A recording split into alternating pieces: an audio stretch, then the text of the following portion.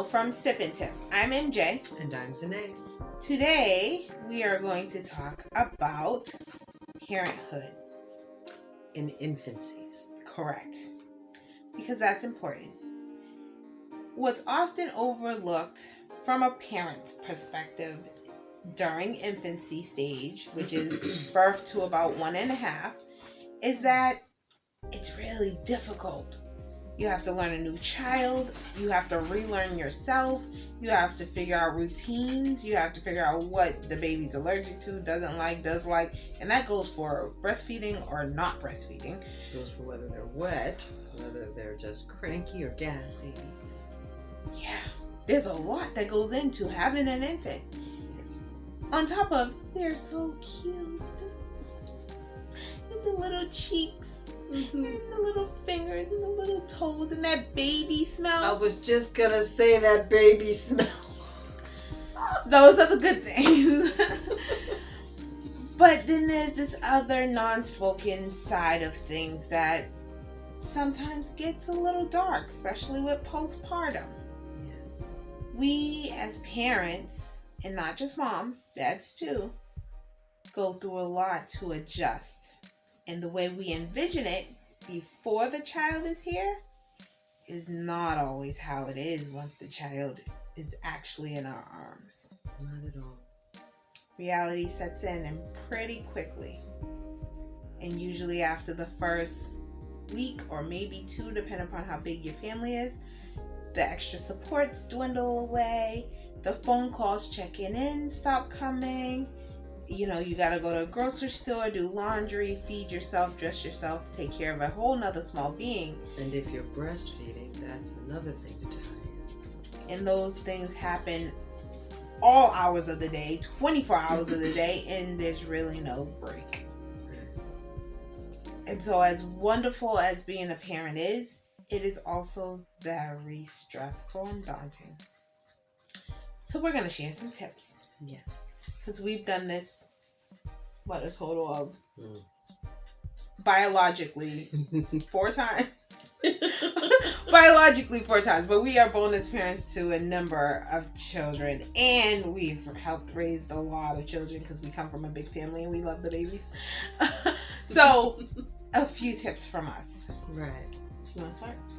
Well, one thing we want to definitely say is everybody has an opinion. They're going to speak words based on what they see from the outside looking in. You do not need to always take that to heart. Bits and pieces may work for you, bits and pieces may not. Yes. But try not to let other people's words stress you over your children, over your parenting style, over what you look like. Because sometimes that will drain you. You look great. Right, you don't put makeup on all the time anymore. You're a new mom. I mean, you know, these things happen. You gotta take time. It is more important to feed, clothe, and bathe yourself and your child than to put on makeup. Exactly. And the crying phase is going to have you want to cry and tear your hair out. But breathe. Yeah. It's okay to let the baby cry for a little bit. You know, sometimes they just need to do that. Clear their lungs. You know, and then come back to them. Yes. Pick them up then when you've relaxed as well, because your stress will become their stress. Yes.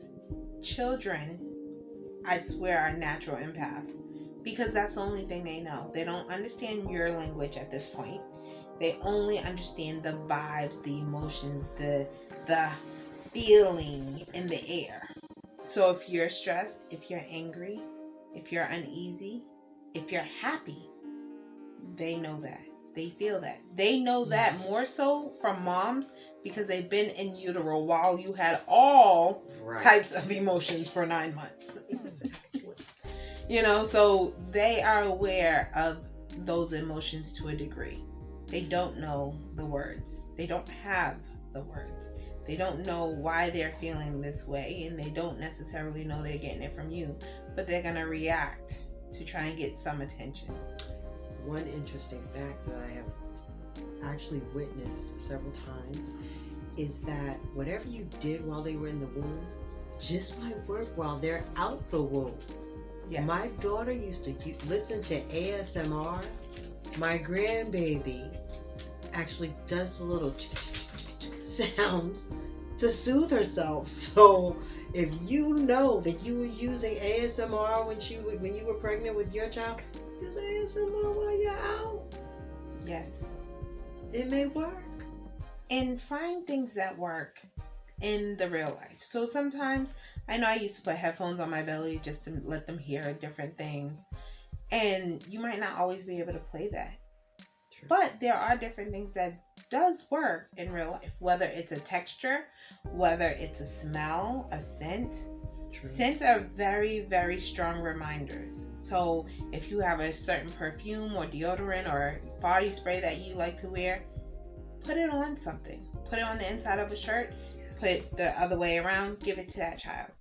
If dad, grandma, aunt, uncle, whoever that child takes to has a smell, let that child have something. I used to leave my scarf with my nieces and them. Here you go. Just take that. I'll be back. Put it on a teddy bear. Right. Just something, because ultimately they just want that connection. Yeah. They want that connection, and it's okay. And one thing that might help for infants specifically is if you have something tangible for them to remind them of different times, because they have no idea what time is. This is why they're up all night and sleep during the day. They know nothing about time. So if you give them a nighttime teddy bear, and it has lavender or, something that can be used specifically for nighttime that's calming, they know when it's nap time. They know when it's time to go to sleep. They know that it's time for a rest. Right.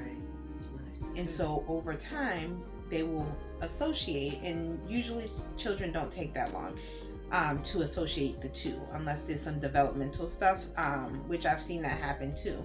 And it doesn't have to be something drastic, but you do want to take really good notes on whether they like it or not. If you give it to them and they are just fussing the minute you give it to them, they might not like it. Just don't do that one. But just use different cues, whether it's, a specific toy when you're going out of the house, or, for people that live in the coldest times, when you put on the jacket, the child knows they're not going to be just sitting in their room or in their, in their stroller or something like that. They're going to be going somewhere, because we have to wear jackets.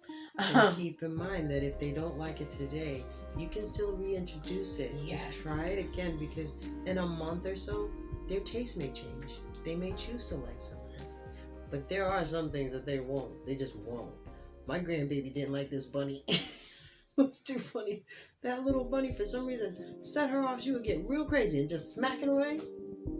And we tried it again later on. She still did the same thing. Threw that sucker in the trash. Yeah.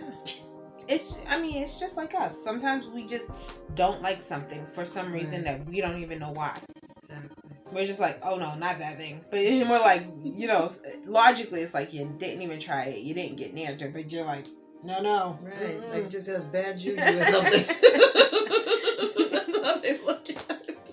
But it's important to find those things out. And in the infancy years, it's really important to get your child used to trying things. Because come toddlers, if they are used to one set regiment of stuff and not trying new things, their favorite word will continue to be their favorite word through toddlers and on beyond the age group. No. Everything's gonna be no.